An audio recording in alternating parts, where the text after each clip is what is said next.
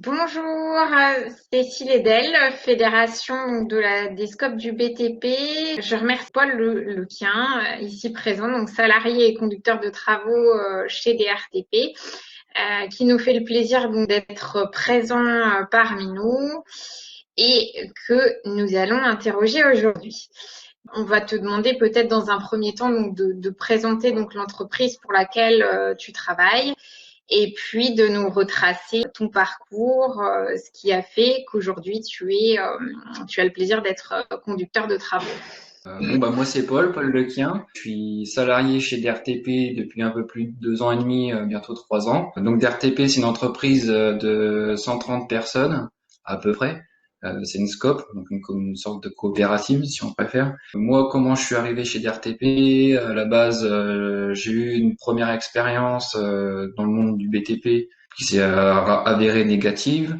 Par la suite, je suis arrivé en intérim chez DRTP en tant que sur les chantiers. Je trouve qu'à ce moment-là, DRTP avait des besoins dans les bureaux assez importants.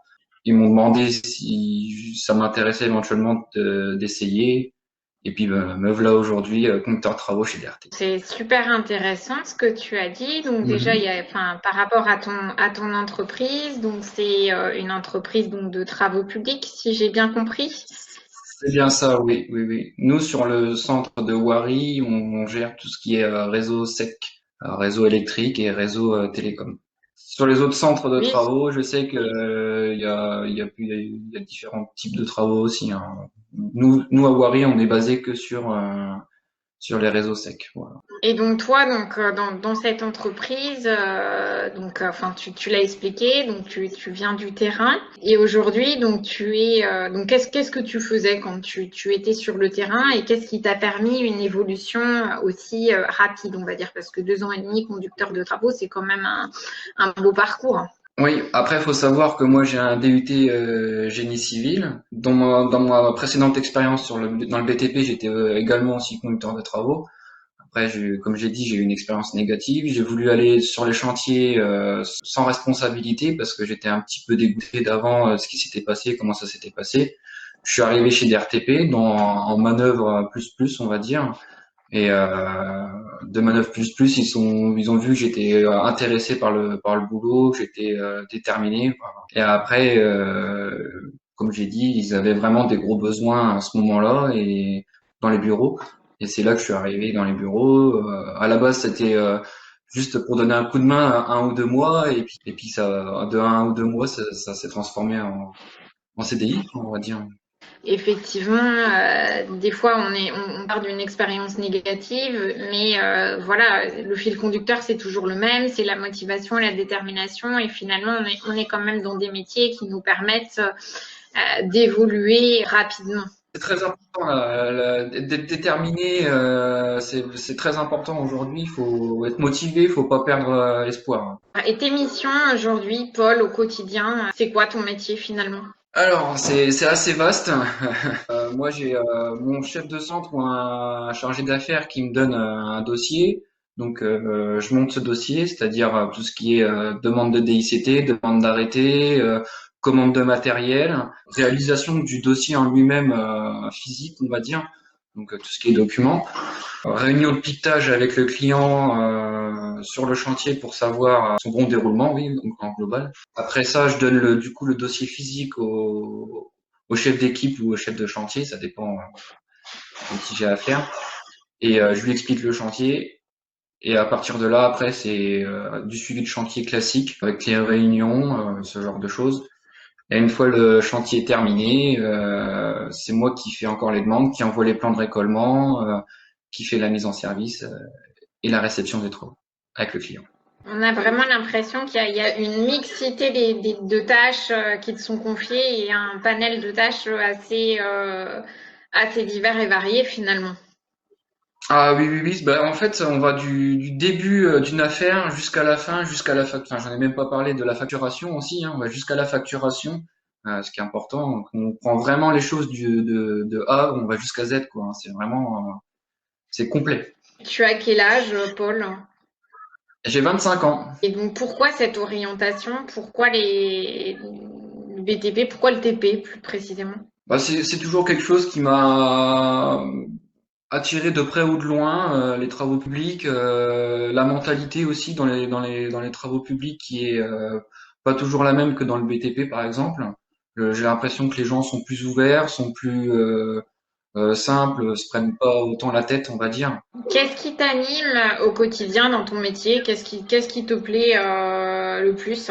Bah moi c'est le contact avec les personnes. J'aime bien dès qu'un chef d'équipe m'appelle et il sait pas trop comment faire, bah, je passe sur le chantier, on regarde ensemble comment on peut faire. Je lui demande qu'est-ce que t'en penses toi. Je lui expose mon point de vue aussi et puis on convient d'une chose. J'aime bien ça. J'aime bien aussi le soir quand ils viennent me voir, ils me montrent sur le plan. Bah là tac tac là on a fait ça ça ça. Demain on va faire ça. Qu'est-ce que t'en penses? Enfin, toujours discuter, être dans le dialogue et s'entraider. Dans chaque métier, il y a des avantages et des inconvénients. Comment tu les identifies? Comme vous l'avez dit, il y a toujours des inconvénients dans chaque métier. En tant que conducteur de travaux, c'est un inconvénient. Ce qui peut être, c'est être très très très investi, ne pas compter ses heures.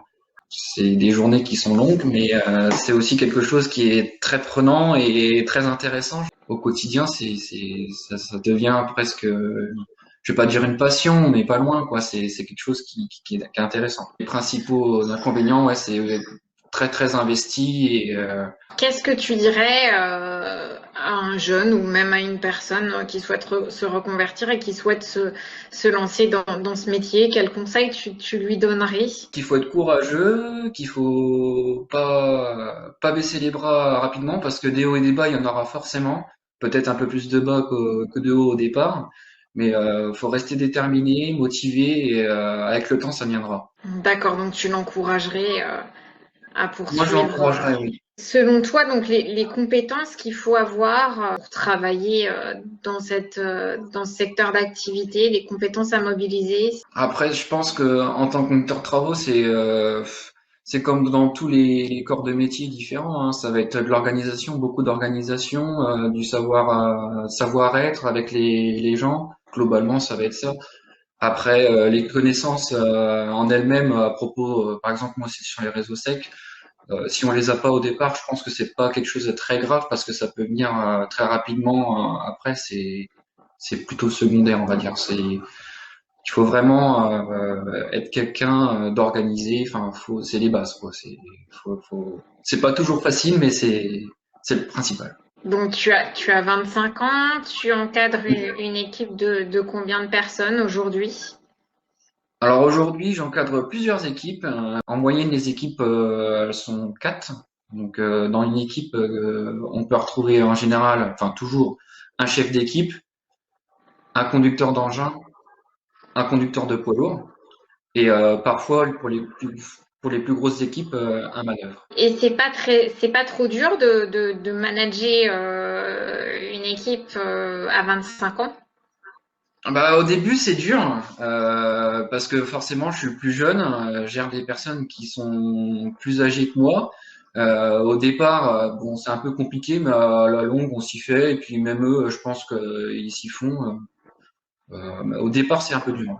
Et comment t'as fait justement pour faire reconnaître tes compétences vis-à-vis de ton équipe, pour t'imposer, Moi, pour les faire adhérer? alors moi, j'ai pas eu peur s'il fallait de prendre la pelle de la pioche, leur dire bah voilà, là, faut descendre. Ouais, mais non, il y a une bus, bah faut descendre en dessous de la bus. J'ai pas eu peur de leur montrer comment il fallait faire entre guillemets, même si c'est pas trop ma tâche. Après, franchement, très honnêtement, à Wari, j'ai pas été trop confronté à ce cas où il fallait que je montre que c'était moi le patron, enfin le patron, ok, c'était moi qui commandais. J'ai vraiment pas été amené à montrer ces choses-là, quoi. Ils savent m'écouter et je sais aussi les écouter. Donc finalement, c'est du dialogue et montrer qu'on va ensemble dans la même direction et que qu'on est unis en fait en quelque sorte. Bien sûr, voilà, moi comme je dis toujours, faut toujours qu'on dialogue, s'il a des solutions, si le chef d'équipe sur un chantier, il a une solution pour aller plus vite ou pour avoir moins de mal ou ce genre de choses-là, je suis toujours ouvert au dialogue et on est là pour avancer ensemble, main dans la main, pour que ça se passe le mieux possible. Quelles sont tes perspectives d'évolution? Donc il y a quelque temps, tu étais sur les chantiers, tu l'as dit, aujourd'hui tu es Mm. conducteur de travaux. À 5 ans, on va dire, dans 5 ans, dans 10 ans, tu te vois où? Alors c'est compliqué, mais j'aime pas trop me projeter aussi loin, on va dire. Mais ce que j'aimerais, c'est surtout devenir, me renforcer sur le poste de conducteur de travaux, de prendre beaucoup d'expérience. Après, la suite logique d'évolution d'un conducteur de travaux, c'est chargé d'affaires, par exemple. Et ça, c'est beaucoup plus lointain, on va dire. Donc sous quelle échéance? Bah, j'ai 25 ans, je pense que d'ici une fourchette de 5 à 10 ans, je pense que voilà, ça peut être jouable. On l'espère. Après, je veux pas être trop optimiste ou trop montrer les choses, on va dire, mais je veux pas être vantard, voilà, on va dire. Et on entend donc beaucoup que c'est difficile, enfin que c'est difficile de recruter donc dans nos métiers. Quand vous recrutez, qu'est-ce que vous mettez en avant pour que les gens vous rejoignent et aient envie de travailler avec vous? Alors, recruter des personnes aujourd'hui, c'est vrai que c'est difficile. Alors, qu'est-ce qu'on peut mettre en avant c'est qu'on a une scope. Alors, après, en général, nous, on prend les intérimaires, mais bon, ça les concerne pas trop. Je leur dis quand même qu'on est une scope, qu'on est là pour gagner de Ah, l'argent ensemble, qu'on avance ensemble, que voilà, on est une entreprise à taille humaine, qu'on est toujours ouvert au dialogue et que ça se passera bien, je l'espère. ok, donc par contre, on va peut-être préciser donc ce que c'est qu'une SCOP, hein. SCOP, c'est l'acronyme de Société coopérative participative. Du Mhm. coup, et donc, est-ce que tu peux nous dire quelle est la différence entre une SCOP et une entreprise dite traditionnelle? Prendre un petit exemple pour illustrer ça, par exemple, sur un chantier X ou Y, j'ai par exemple une chargeuse qui tombe en panne. Donc dans l'entreprise normale, on va dire, le conducteur de travaux, il s'empresse d'appeler une entreprise de location pour qu'il nous livre une chargeuse assez rapidement directement sur le chantier. Donc ça va coûter forcément des sous. Alors que nous, dans une scope, on va essayer de dialoguer avec le chef d'équipe, savoir est-ce qu'il peut pas trouver un moyen pour ne pas avoir besoin de la chargeuse directement tout de suite, sans que ça nous coûte trop d'argent, et demander justement à une entreprise de location de nous ramener une chargeuse, par exemple. Ça va être ça, des petites choses au quotidien, ça va être des choses comme ça. C'est quelqu'un qui est, surtout les chefs d'équipe qui sont plus investis dans ce genre de choses, qui regardent à la dépense, qui regardent à ce genre de choses-là, qui regardent aussi à l'amélioration, plus que dans d'autres entreprises. Si j'ai bien compris également, tu es associé donc de ton entreprise. Qu'est-ce que ça signifie? Qu'est-ce que ça va changer? Est-ce qu'il y a au niveau déjà de la rémunération? Si j'ai bien compris, le fait d'être associé ou enfin de travailler dans une coopérative, il y a des avantages. Vous êtes rémunéré également sur une forme de participation, bénéfice de part travail. Est-ce que tu peux nous en dire un petit peu plus? Alors c'est bien ça. Moi, je suis associé. Qu'est-ce que ça veut dire d'être associé? Ça veut dire qu'on s'investit encore plus forcément que dans les autres entreprises. On a forcément une rémunération, donc participation aux bénéfices. Donc ça veut dire que le bénéfice, à la fin de l'année, il est partagé et distribué aux coopérateurs.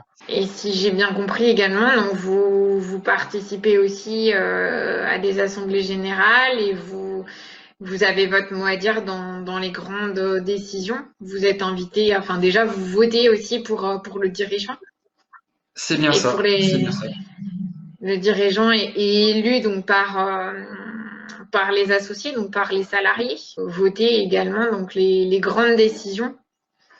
On a Et un donc conseil d'administration aussi, hein. On élit les personnes qui se présentent au conseil d'administration également, et c'est ces personnes-là qui votent après les grandes lois, on va dire. en termes de qualité de vie, qu'est-ce que ça change pour toi de travailler dans une société coopérative participative?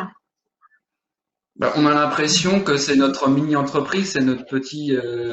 On est plus investi. Enfin, je reviens toujours au même point, mais on est plus investi que dans une autre entreprise. On fait plus attention aux choses. On est plus, voilà, attentif.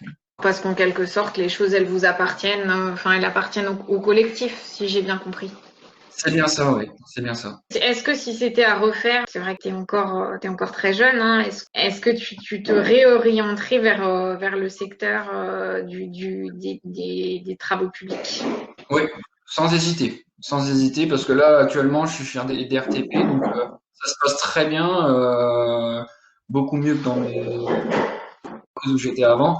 Et il y a rien à dire, hein. Franchement, moi, je peux pas espérer mieux, on va dire. Donc pour toi, les travaux enfin le bâtiment et les travaux publics, c'est des métiers d'avenir et tu aurais envie de dire venez, rejoignez-nous, vous allez vous éclater en fait dans votre métier si vous avez envie de vous y investir. Puis il y a beaucoup de débouchés aussi dans ces secteurs d'activité-là, hein. Rejoignez-nous, rejoignez les métiers de la construction et vous serez pas déçus. C'est vraiment une filière qui est porteuse et pleine d'avenir en fait.